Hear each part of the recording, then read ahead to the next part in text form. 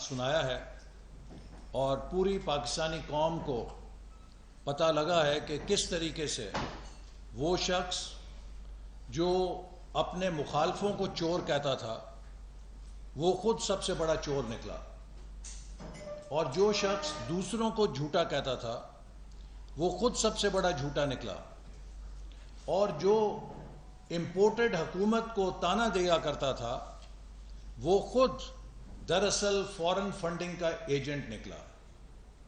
اور کل election commission کے فورن فنڈنگ اور ممنوعہ فنڈنگ کیس کے حوالے سے جو ہوش ربا حقائق قوم کے سامنے آئے ہیں، تو اب پاکستانی قوم کو پتہ چل گیا ہے کہ کیوں کر کشمیر کا سودا ہوا، کیوں کر سی پیک کو سیبوٹاج کیا گیا، کس کے اشاروں کے اوپر پاکستان دشمن لابیز سے فنڈنگ لے کر پاکستان کے اندر مسلسل انتشار پیدا کیا جاتا رہا۔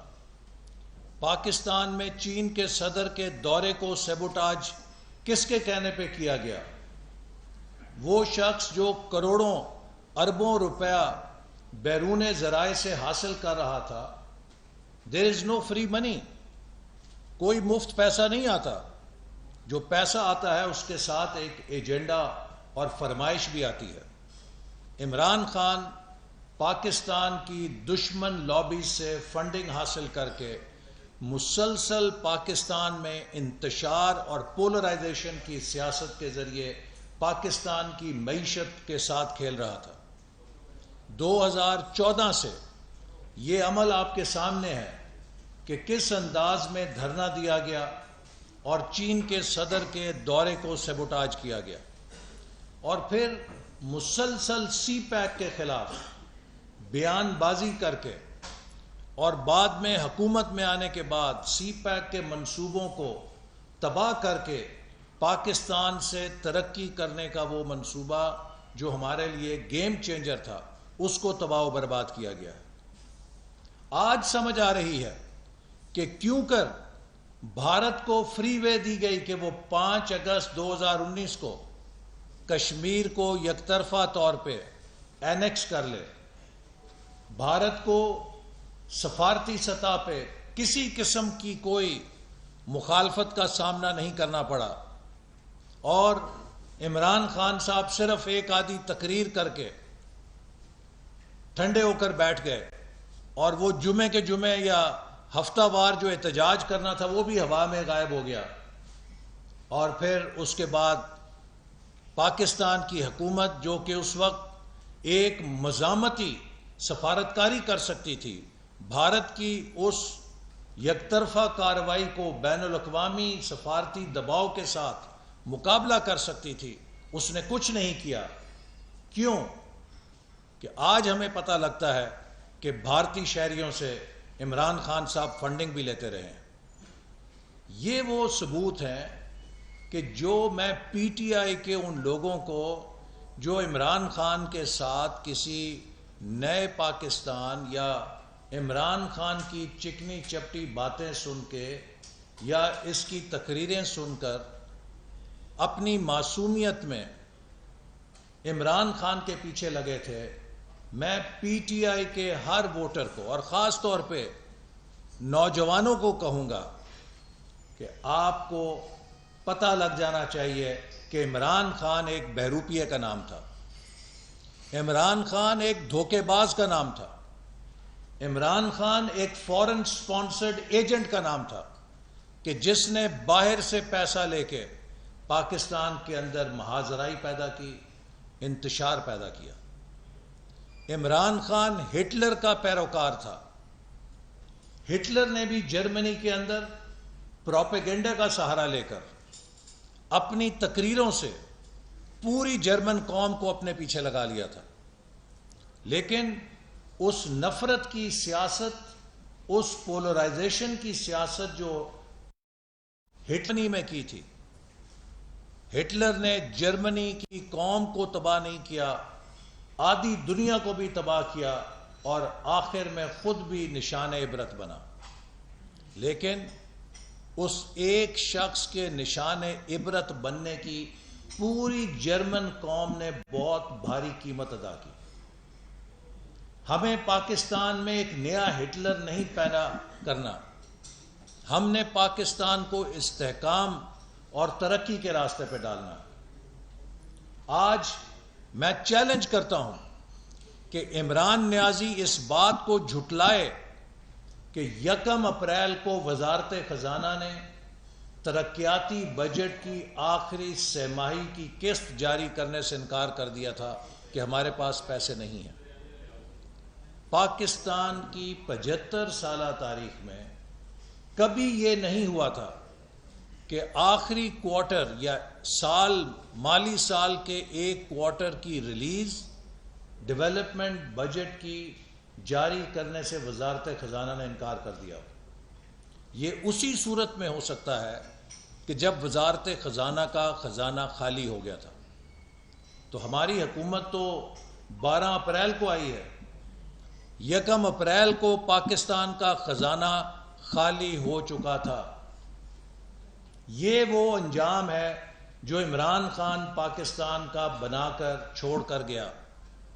ہم نے ایک مشکل صورتحال کے اندر اس ملک کو سنبھالا۔ اگر ہم اپنی سیاست دیکھتے تو عمران خان کو نکال کر ہمیں 1 مہینے میں انتخابات کے اندر چلے جانا چاہیے تھا، لیکن اگر ہم انتخابات میں جاتے تو 4 مہینے کے لیے پاکستان میں بے یقینی کا راج ہوتا، چونکہ نگران حکومت کوئی پالیسی فیصلے نہیں کر سکتی۔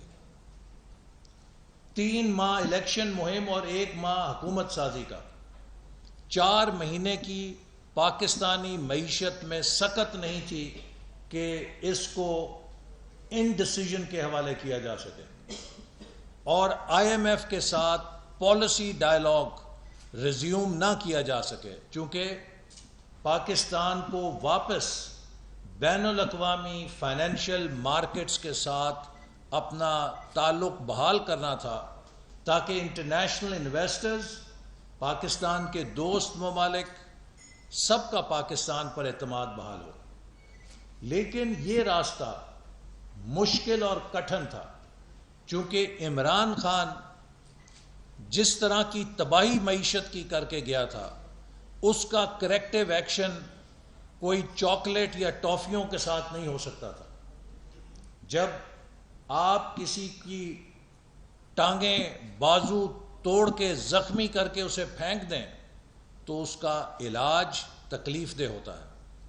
پاکستانی معیشت کو بدترین حالت میں پھینک کر عمران خان اقتدار سے نکل گیا، لیکن جب پاکستانی معیشت کو بحال کرنے کی حکمت عملی بنانی پڑی تو اس کے اندر بہت مشکل اور کٹھن فیصلے تھے، خاص طور پہ جبکہ بین الاقوامی حالات بھی بہت دگرگوں ہو چکے تھے۔ یوکرین کی جنگ نے تیل کی، گندم کی تمام ایک سپر سائیکل جو آیا جس نے تمام کموڈٹی آئٹمز کی قیمتوں کو آگ لگا دی، ان حالات کا بھی ہمیں سامنا تھا، اور IMF کے ساتھ بات چیت بحال کرنے کی ایک شرط یہ تھی جو عمران نیازی کی حکومت طے کر کے گئی تھی کہ ہم فیول سبسڈی کو ختم کریں گے۔ لہذا ہمیں اس معاہدے کو بحال کرنے کے لیے فیول سبسڈی ختم کرنی پڑی۔ 1 ماہ کے اندر 100 روپے کا اضافہ کسی سیاسی حکومت کے لیے آسان فیصلہ نہیں ہوتا، لیکن ہم نے اپنی قومی ذمہ داری ادا کرتے ہوئے اپنے پولیٹیکل کاسٹ، اپنی سیاسی مقبولیت کی قیمت کے اوپر وہ فیصلہ کیا جو پاکستان کی معیشت کو بچانے کے لیے ناگزیر تھا۔ ہمارے سیاست میں بال سفید ہو چکے ہیں، ہمیں اتنا پتہ ہے کہ کس فیصلے سے لوگ خوش ہوتے ہیں اور کس فیصلے سے لوگ ناراض ہوں گے۔ جب آپ فیول سبسڈی ختم کریں گے تو یقیناً اس کا ملک میں کچھ عرصے کے لیے ایک شارٹ ٹرم کے اندر مہنگائی کا امپیکٹ آئے گا، لیکن جب ملک کی معیشت مستحکم ہو جائے گی، ملک کی معیشت بحال ہو جائے گی، تو پھر آپ مہنگائی کو بھی نیچے لے کر آ سکتے ہیں۔ میں اللہ کے فضل سے کہہ سکتا ہوں کہ وزیر اعظم شہباز شریف صاحب کی قیادت میں اور خاص طور پہ وزیر خزانہ مفتاح اسماعیل صاحب کی محنت سے اور پوری ٹیم جس میں کولیشن کی ٹیم کیبنٹ شامل ہے، سب کے ٹیم ورک کے ساتھ اب پاکستان معاشی بحالی کے سفر پہ گامزن ہے۔ جب ہم نے حکومت سنبھالی تو لوگ شرطیں لگا رہے تھے کہ پاکستان کتنے دنوں میں سری لنکا کے انجام کو پہنچے گا۔ آج اللہ کے فضل سے ہم کہہ سکتے ہیں کہ پاکستان سری لنکا کے انجام سے خطرہ ٹل چکا ہے اور پاکستان ایک بحالی کے سفر کی طرف گامزن ہے۔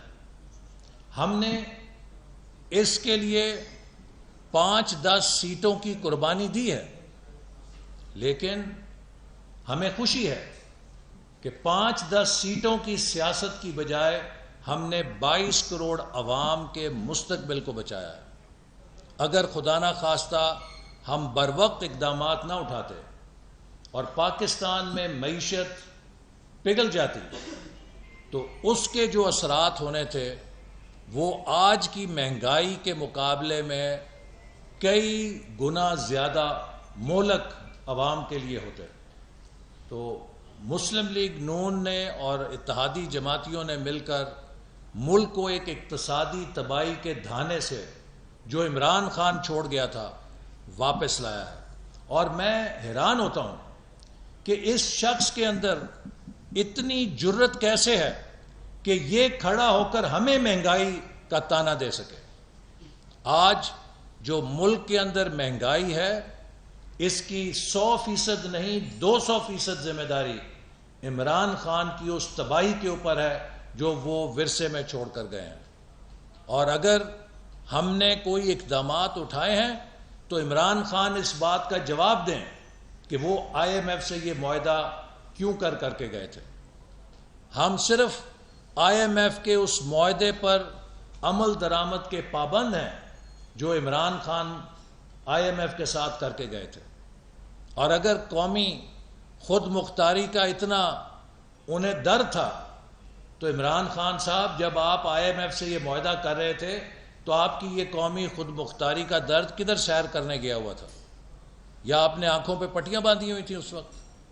تو لہٰذا آج پاکستان کے عوام بھی جان چکے ہیں کہ کس کی انتشار کی سیاست ہے اور کس کی ملک کی تعمیر کی اور ترقی کی سیاست ہے۔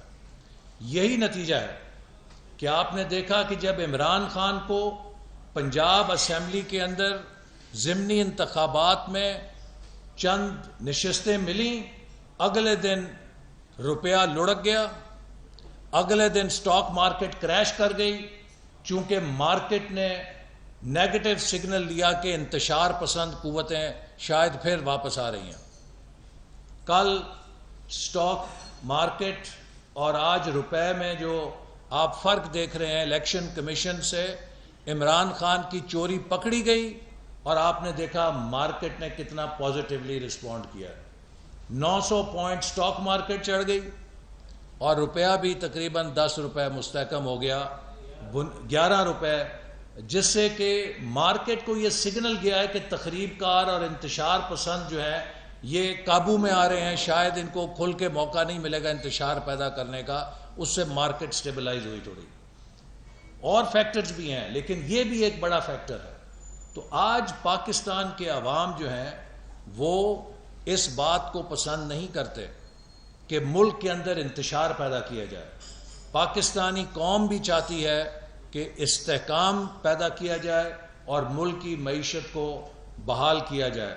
تو اس حوالے سے میں عمران خان صاحب سے یہ ضرور سوال کرنا چاہوں گا کہ وہ دعویٰ کرتے ہیں کہ میں مغرب کو مغرب سے زیادہ جانتا ہوں۔ عمران نیازی صاحب، مغربی جمہوریت کے اندر اگر کسی لیڈر کے خلاف یہ ثابت ہو جائے کہ وہ جھوٹا تھا، اس نے چوری کی ہے، اس نے دھوکہ کیا اپنے عوام کے ساتھ، اس نے خیرات کے پیسے کو سیاسی مقاصد کے لیے استعمال کیا ہے، تو بتائیے، آپ تو بورس جانسن کی ایک پارٹی کی مثال دیتے تھے کہ بورس جانسن ایک پارٹی میں پکڑا گیا جو اس نے کووڈ کے قوانین کی خلاف ورزی میں کی تو وہ مستعفی ہونے پہ مجبور ہو گیا. آپ سے تو کروڑوں اربوں روپے کی چوری پکڑی گئی ہے. آپ تو جھوٹے حلف نامے اور جھوٹے سرٹیفکیٹ دیتے ہوئے ثابت ہو گئے ہیں کہ آپ نے کنسیلمنٹ کی تھی, آپ نے اکاؤنٹس کو چھپایا تھا. آپ جو بیرون ملک سے منی لانڈرنگ کر کے پیسہ لا رہے تھے وہ اکاؤنٹس آپ نے ڈکلیئر نہیں کیے, اور 13 اکاؤنٹ اسٹیٹ بینک نے آپ کے پکڑے ہیں جن کو آپ نے ڈکلیئر نہیں کیا تھا. آپ کے دستخطوں سے یہ سب کچھ کاروبار ہو رہا تھا. تو آپ یہ نہیں کہہ سکتے کہ اکاؤنٹنٹ کی غلطی ہے, مجھے کیا پتا. آپ اس سرٹیفکیٹ میں یہ کہہ رہے تھے کہ میں یہ تمام باتیں اپنی معلومات کی ایکوریسی کے اوپر بیان کر رہا ہوں. تو جب کوئی لیڈر اس طرح کی کنسیلمنٹ, مس اسٹیٹمنٹ میں پکڑا جائے, وہ جھوٹا ثابت ہو جائے, وہ فراڈ کرنے والا ثابت ہو جائے, تو پھر بتائیے کہ مغربی جمہوریت میں اس کا کیا انجام ہوتا ہے. اگر آپ میں ذرا برابر, رتی برابر اخلاقیات ہوتی تو عمران خان صاحب الیکشن کمیشن کا فیصلہ آنے کے بعد آپ مستعفی ہو جاتے اپنے پارٹی کی چیئرمین شپ سے. لیکن آپ نے اپنی پارٹی کے ساتھ مل کر اس رپورٹ کے خلاف ایک نہایت امورل پوزیشن لی ہے, اور آپ نے election commission, chief election commissioner اور اس متفقہ رپورٹ کے خلاف اسے مسترد کرنے کا اعلان کر کے اپنی اخلاقی دیوالیہ پن کا ثبوت کیا کہ آپ کے اندر رتی برابر بھی موریلٹی نہیں ہے. وہ شخص جو دوسروں سے رسیدیں مانگتا تھا, جب اپنی رسیدیں دینے کی باری آئی ہے تو رو پڑا ہے. وہ الٹا الیکشن کمیشن کو الزام دے رہا ہے. 8 سال سے آپ نے یہ فراڈ کیا, 8 سال تک آپ چھپتے رہے. اگر آپ سچے تھے تو آپ کیوں ہائی کورٹ اور سپریم کورٹ سے جا کے بار بار سٹے لینے کی کوشش کرتے تھے؟ اگر آپ سچے تھے تو کیوں آپ الیکشن کمیشن کو کہتے تھے کہ یہ کارروائی سیغہ راز میں رکھی جائے, ان کیمرہ کی جائے, میڈیا پہ نشر نہ کی جائے؟ اصل بات یہ ہے کہ آپ نے قوم سے پچھلے کئی سالوں سے جو فراڈ کیا ہے اب وہ منطقی انجام کی طرف آ چکا ہے. اور میں پی ٹی آئی کے ووٹر سے ضرور کہوں گا کہ وہ ٹھنڈے دل کے ساتھ سوچیں. یہ وقت پاکستان کو بچانے کا ہے. اس وقت ہم سب کو مل کر پاکستان کے استحکام کے لیے, پاکستان کی معاشی بدحالی کو ختم کرنے کے لیے, پاکستان کو ٹرن اراؤنڈ کرنے کے لیے, پاکستان کے ڈاکٹرز کو, پاکستان کے انجینئرز کو, پاکستان کے ٹیچرز کو, پاکستان کے افسران کو, پاکستان کے تاجروں کو, پاکستان کے سرمایہ کاروں کو, پاکستان کے صحافیوں کو, ہر طبقے کو, پاکستان کے سائنٹسٹ کو, انجینئرز, ریسرچرز, ہر شعبے کے اندر ہمیں ایکسٹرا ایفرٹ کرنی ہے. یہ 75ویں سالگرہ ہے. ہم یہ ڈیزرو نہیں کرتے کہ ہم آئی ایم ایف کے آگے کشکول پکڑ کے کھڑے ہوں. ہمیں ملک کو اس دلدل سے نکالنا ہے, اور یہ ملک آگے تبھی چلے گا جب ہم انتشار کی بجائے یکجہتی کی سیاست کی طرف آئیں گے, جھوٹ کی بجائے سچ کی سیاست کی طرف آئیں گے, جب ہم فراڈ کرنے کی بجائے بیرونی فنڈنگ کے ذریعے ملک کے اندر انتشار پیدا کرنے کی بجائے ہم اس ملک میں ایک دوسرے کے ساتھ مل کر اختلاف کریں گے, لیکن اختلاف کو نفرت نہیں بننے دیں گے. جب اس جذبے سے ہم کام کریں گے تو یہ ملک انشاءاللہ تعالی دنیا کا بہترین ملک بن کے دکھائے گا. آخر میں ان فوجی افسران کو جو سیلاب کی ایفرٹس میں ہیلی کاپٹر کریش میں شہید ہوئے ہیں انہیں خراج تحسین پیش کرنا چاہتا ہوں. ہمارے پاک فوج کے بہت اعلیٰ افسران, قابل افسران اس فرض شناسی کے جذبے کے ساتھ ایک اہم مشن میں وہ شہید ہوئے ہیں. اللہ تعالیٰ ان کے درجات بلند کرے, ان کی فیملیز کو صبر دے. ہم سب پوری قوم ان کے غم میں شریک ہے اور ہمیں اپنی فوج کے اوپر فخر ہے کہ جو ان مشکل حالات میں تباہ کاریوں کے اندر اپنی جان کو خطرے میں ڈال کر قوم کے لیے اپنی خدمات پیش کرتے ہیں. جی سوال کہ کل بھی کوئی 11 پریس کانفرنسز ہو چکی ہیں اور آج یہ کوئی پریس کانفرنس ہے کہ عمران خان کے خلاف یہ پریس کانفرنس ہو رہی ہے, پی ٹی آئی کے خلاف ہو رہی ہے, اور ہم نے پچھلے جو 4.25 سال تھے اس میں بھی یہی دیکھا کہ وہ بھی یہی کام کر رہے تھے, آپ بھی یہی کام کر رہے ہیں. تو کیا کس خوف میں مبتلا ہیں جب سے آپ حکومت میں آئے ہیں؟ ذرا عوام کو کھل کر بتائیں. دیکھیے ہمارا اور ان کا یہ فرق ہے. عمران خان صاحب no action talk only commander تھے, NATO commander, no action talk only, NATO, اور ہم یہ کہتے ہیں کہ let's talk and more action. الحمدللہ پچھلے 3 ماہ کے اندر جو ہم نے کوششیں کی ہیں اس کے نتیجے میں آج پاکستان کی معیشت سنبھل رہی ہے. اس کے نتیجے میں آج پاکستان کو اب کوئی سری لنکا بننے کا تانا نہیں دے رہا. اس کے نتیجے میں سی پیک کا منصوبہ دوبارہ جوش اور حرکت پکڑ رہا ہے. اس کے نتیجے میں پاکستان کے دوست ممالک دوبارہ پاکستان کی طرف متوجہ ہو رہے ہیں. تو ہم نے اس قلیل عرصے کے اندر الحمدللہ باتیں نہیں کیں, تقریریں نہیں کیں, دشنام ترازیاں نہیں کیں, بلکہ ہم نے اپنا کام کیا ہے. حکومت کا کام یہ ہوتا ہے کہ وہ پالیسیاں بنائے, فیصلے کرے اور ان پر عمل درآمد کرے. حکومت کا یہ کام نہیں ہوتا کہ وہ مخالفین کو جھوٹے مقدمے بنا کر ان کو جیلوں میں ڈالنے کو ہی اپنی کی پرفارمنس انڈیکیٹر KPI سمجھے. ہمارا KPI یہ نہیں ہے کہ ہم نے عمران خان کو کتنی گالیاں دینی ہیں یا عمران خان پہ کتنے جھوٹے مقدمے بنانے ہیں. ہمارا KPI یہ ہے کہ ہم نے پاکستان کی معیشت کو کتنا مستحکم کرنا ہے, عوام کے مفاد کے کتنے منصوبے ان پر عمل درآمد کرنا ہے. اور آپ نے دیکھا پچھلے 4 سالوں میں ہر منصوبہ جو ہم 2018 میں جہاں چھوڑ گئے تھے وہیں کھڑا تھا. سب سے بڑی مثال اس کی یہ اسلام آباد نیو ایئرپورٹ میٹرو بس ہے کہ تیار منصوبہ تھا, 4 سالوں میں کسی کو توفیق نہیں ہوئی کہ اسے چالو کر سکیں. ہم نے 15 دن میں چالو کر دیا. اسی طرح جو گرین لائن کا منصوبہ ہے اور اتنے بڑے بڑے منصوبے تیار پڑے تھے, 95% تیار پڑے تھے. عمران خان نے ہر منصوبے کو سکھ پروجیکٹ بنایا. نارووال سپورٹ سٹی 90% تیار تھا, اس کو مکمل کیا کرنا تھا, الٹا اس پہ جھوٹا کیس بنا کے مجھے اندر کر دیا. تو وہ تو ایک نیگیٹو ایجنڈا تھا, ہمارا پازیٹیو ایجنڈا ہے. احسن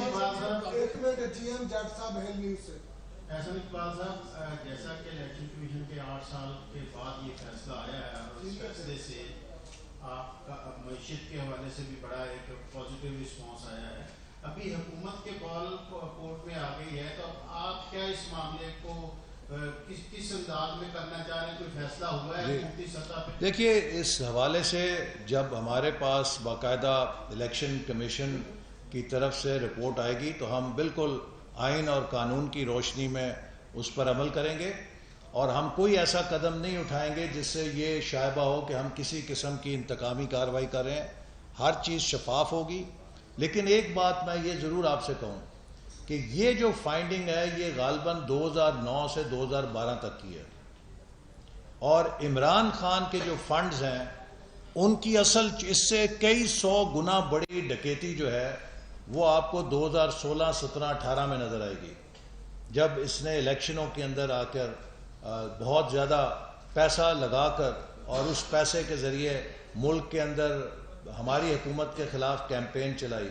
اور میری یہ سفارش میں نے کی ہے کہ ہمیں 2013 اور 2022 کے درمیان جو عمران خان کے معاملات ہیں ان کی سرکاری سطح پہ چھان بین کرنی چاہیے, تاکہ پتہ چل سکے کہ بیرونی فنڈنگ کے ذریعے عمران خان کس طرح پاکستان کے سیاسی عمل کو. دیکھیے 2016 میں امریکہ کے صدارتی الیکشن کے موقع پر یہ بات ریکارڈ پہ آئی کہ آپ سوشل میڈیا کے ذریعے صدارتی الیکشن کو ہائی جیک کر سکتے ہیں. عمران خان نے جو کروڑوں اربوں روپے سوشل میڈیا پہ خرچ کیے ہیں اور اس کے ذریعے پاکستان کے الیکٹورل پروسیس کو اثر انداز ہونے کی کوشش کی ہے، اس کے اوپر ضرور چھان بین ہونی چاہیے کہ یہ پیسہ اسے کس نے دیا ہے اور کن قوتوں کے ایجنڈے پر عمران خان پچھلے چند سالوں میں پاکستان کے عوام کو ورگلانے کے لیے، ان کو جھوٹا پروپیگنڈا بیچنے کے لیے، اپنے مخالفین کی کردار کشی کے لیے یہ کروڑوں اربوں روپیہ کہاں سے حاصل کر رہا تھا؟ شعیب نظامی صاحب ARY سے سر، ہم جو اس تک سیلاب کی صورتحال دیکھ رہے ہیں، آپ کیا سمجھتے ہیں کہ ہماری پلاننگ میں کیا فقدان رہا ہے، خاص طور پہ جو افغانستان میں اسلام ڈیمز ہیں وہ اس طرح کے سیلاب کو کنٹرول کرنے میں کتنے معاون ہوں گے، اور جو کہ آپ نے ایک فوکس کیا ہے 20 جو پسماندہ اضلاع ہیں ان کے لیے کیا پلاننگ ہوگی، اور خاص طور پہ اس وقت سیلاب کے بعد جو نقصانات ہوں گے پلاننگ کے اندر کیا چینجز دیکھیں؟ دیکھیے، پچھلے بدقسمتی سے 4 سالوں کے اندر ملک کی معیشت کا اور ملک کی پلاننگ کا پہیہ وہیں کھڑا تھا جہاں 2018 میں ہم چھوڑ گئے ہیں۔ اس کا آپ سب سے بڑا ثبوت یہ دیکھیے کہ نہ کوئی ان کے پاس 5 سالہ منصوبہ تھا، نہ ان کے پاس ویژن 2025 تھا، نہ ان کے پاس کوئی اور میڈیم ٹرم پلان تھا، کوئی اقتصادی پلان نہیں تھا جس کے اوپر یہ ملک کو چلاتے۔ ڈے ٹو ڈے مینجمنٹ ہو رہی تھی، اور اس میں بھی جو ان کا اقتصادی ایجنڈا بھی وہ مخالفوں کے خلاف کردار کشی کا تھا۔ نتیجہ یہ ہے کہ 4 سالوں میں جو کلائمیٹ چینج کے خلاف ہمیں پیش رفت کرنی چاہیے تھی وہ ہم نے نہیں کی ہے۔ کلائمیٹ چینج کے تحت ہمیں اپنے انفراسٹرکچر کو مضبوط کرنا ہے، کیونکہ اب جب موسم نہیں ہوگا تب بارشیں ہوں گی، جب ہمیں پانی چاہیے ہوگا ہو سکتا ہے بارش اس وقت خشک سالی ہو۔ وہ علاقے جہاں پہ بارشیں نہیں ہوتی وہاں پہ ہیوی رینز ہو سکتی ہیں، اور وہ علاقے جو ہمارے ڈیمز کے کیچمنٹ ایریاز ہیں وہاں پہ ہو سکتا ہے بارشیں نہ ہوں۔ ابھی بھی آپ نے دیکھا کہ منگلہ ڈیم کے کیچمنٹ ایریے میں اس سپیل میں اتنی بارش نہیں ہوئی جتنی بلوچستان کے ان علاقوں میں بارش ہوئی کہ جہاں اس کی کبھی توقع نہیں کی جاتی اس قدر ہیوی رین فال ہوگی۔ یہ سب کلائمیٹ چینج کی تبدیلیاں ہیں۔ تو اس حوالے سے ضروری تھا کہ پچھلے 4 سالوں میں بھی اپنے انفراسٹرکچر کو ہم بیف اپ کرتے، اس کے اوپر کام کرتے۔ جو ڈیزاسٹر ہے اس کے آگے تو آپ کی پلاننگ غیر مؤثر بھی ہو جاتی ہے، کیونکہ ڈیزاسٹر کا مطلب یہ ہے کہ وہ نارمل سے زیادہ بڑا تباہی آتی ہے۔ تو آج بھی ڈیزاسٹر کہیں آئے گا، چاہے وہ امریکہ جیسے ملک میں آئے، تو اس کی تباہ کاری کو وہ بھی نہیں روک سکتے، لیکن اس کی تباہ کاری کو آپ منیمائز کر سکتے ہیں کہ اگر آپ کی حفاظتی اقدامات ان پلیس ہوں تو آپ بڑی حد تک ان نقصانات سے کمی لا سکتے ہیں کہ جو ڈیزاسٹرز لے کر آتے ہیں۔ تو اس لیے اب ہم ہنگامی طور پہ کوشش کر رہے ہیں کہ جو ہمارا انفراسٹرکچر ہے اسے بہتر کریں۔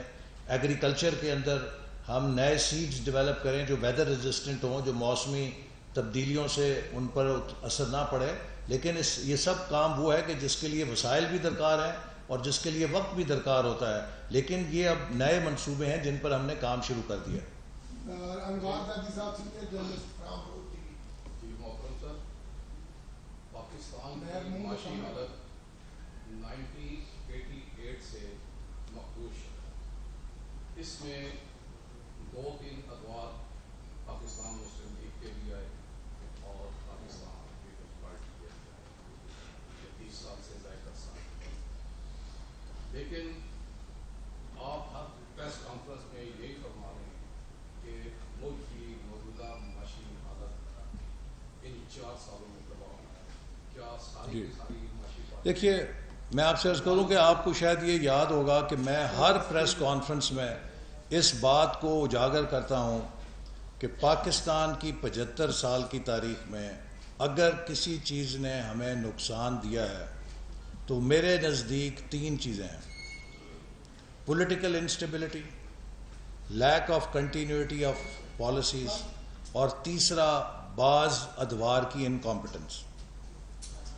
پاکستان میں مختلف حکومتیں آئیں لیکن 2-2, 4-4 سال سے زیادہ ان کو چلنے نہیں دیا گیا۔ دنیا بھر کی اسٹیبلشڈ پریکٹس ہے کہ آپ کی پالیسیاں کامیاب ہونے کے لیے کم از کم 10 سال کا استحکام اور تسلسل مانگتی ہیں۔ تو جب آپ پاکستان میں جمہوری حکومت کو 2-4 سال سے زیادہ چلنے کے حالات نہیں دیں گے اور ان کا راستہ روکا جائے گا۔ ایک عدالتی فیصلے نے نواز شریف صاحب کو نکال کر ملک میں سیاسی بحران پیدا کیا اور اس کے معاشی اثرات ہوئے۔ اب پھر ایک عدالتی فیصلے نے پاکستان کے سب سے بڑے صوبے کے وزیر اعلیٰ کو نکال کے ایک نیا سیاسی بحران پیدا کر دیا ہے، اس کے بھی معاشی اثرات پیدا ہوئے۔ تو لہٰذا ہمیں یہ اب بات دیکھنی ہے جو ہم بار بار کہتے ہیں، پاکستان کے آئین کے مطابق اس ملک کو چلایا جائے، ہر ادارہ اپنے دائرے کے اندر کام کرے، عدالتوں کو ایسے فیصلے نہیں کرنے چاہیے جس سے ملک کے اندر سیاسی بحران پیدا ہوں، جن کے اثرات ملک کی معیشت کے اوپر ہوں۔ پنجاب میں اس بات کو محسوس کیا جا رہا ہے کہ کیوں نواز شریف کو ایک عدالتی فیصلے سے نکالا گیا اور کیوں پھر دوبارہ مسلم لیگ نون سے پنجاب کی حکومت کو چھینا گیا ایک عدالتی فیصلے سے جس کی کوئی نظیر نہیں ہے۔ پورا ملک کہہ رہا تھا فل کورٹ بنایا جائے۔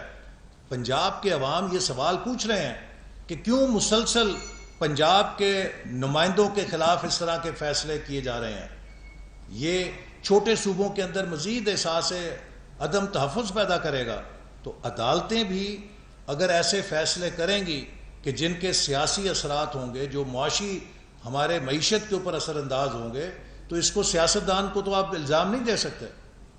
آپ مجھے بتائیں کہ آج اس کا کسی کے پاس جواب ہے کہ نواز شریف صاحب کو پاناما کا کیس تھا اور پاناما میں کچھ نہیں ملا تو پکڑ کے اقامہ میں نکال دیا، اور وہ فیصلہ سپریم کورٹ کا پاکستان کی تاریخ میں سپریم کورٹ کے سب سے متنازع فیصلوں میں شمار ہوگا۔ تو اس بات کا آپ دوش سیاستدانوں کو تو نہیں دے سکتے۔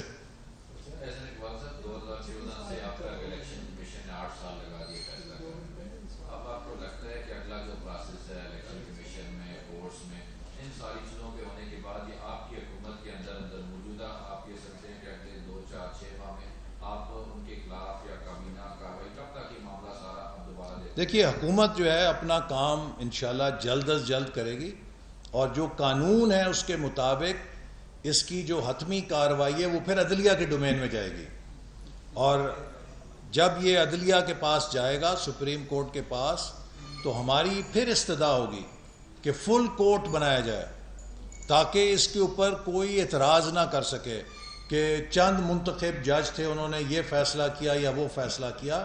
اگر پوری سپریم کورٹ بیٹھ کے اس کیس کا فیصلہ کرے گی تو وہ شاید سب کے لیے قابل قبول ہوگا اور کوئی نیا سیاسی تنازع عدالتی فیصلے کی وجہ سے پیدا نہیں ہوگا۔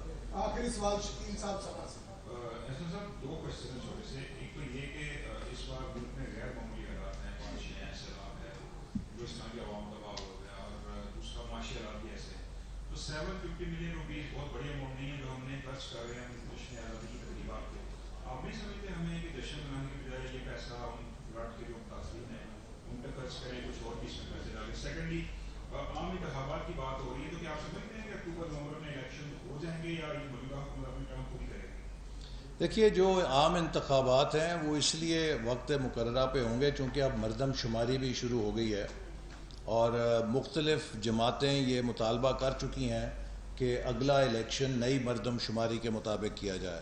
تو مردم شماری جو ہے وہ فروری کے مہینے میں مکمل ہوگی، اس کے بعد پھر الیکشن کمیشن کو 4-5 ماہ چاہیے کہ جو انہوں نے حلقہ بندی نئی دوبارہ کرنی ہوتی ہے۔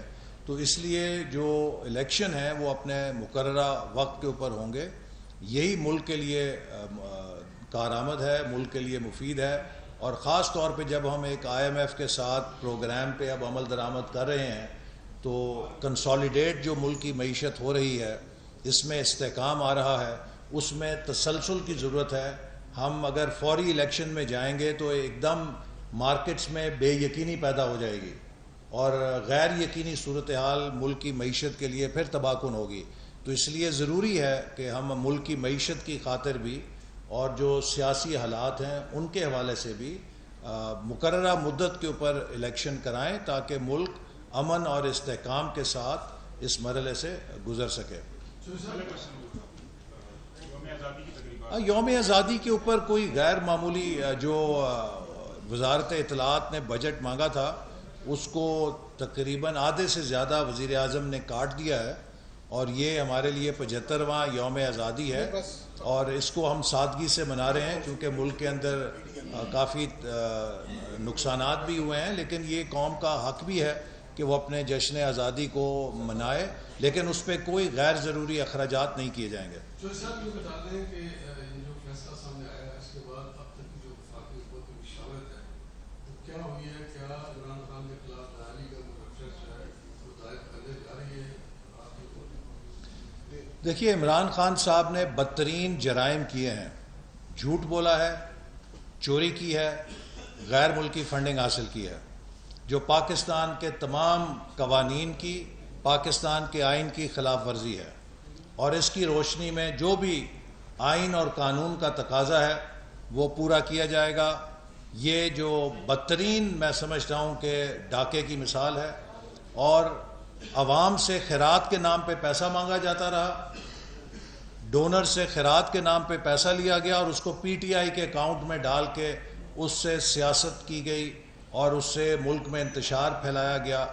یہ وہ چیزیں ہیں کہ جو میرے خیال ہے کسی بھی معاشرے میں ناقابل معافی ہیں۔ اسی لیے میں نے وہ سوال کیا اور میں پھر سوال اٹھاتا ہوں کہ عمران نیازی صاحب بتائیے، مغربی جمہوریت میں اگر کسی لیڈر کے خلاف ثابت ہو جائے کہ وہ جھوٹا تھا، اس نے فراڈ کیا، اس نے چوری کی، اس نے بیرونی ملک سے پیسے لے کر ملک کے اندر انتشار پیدا کیا، اس کے بارے میں اگر فیصلہ آ جائے تو وہ لیڈر کیا کرتا ہے؟ وہ لیڈر تو کسی کو منہ دکھانے کے قابل نہیں رہتا۔ اور مجھے افسوس ہے کہ اتنی دیر ہو گئی ہے، 24 گھنٹے سے زیادہ وقت گزر گیا ہے، ابھی تک عمران خان صاحب کا استعفیٰ نہیں آیا۔ Thank you sir.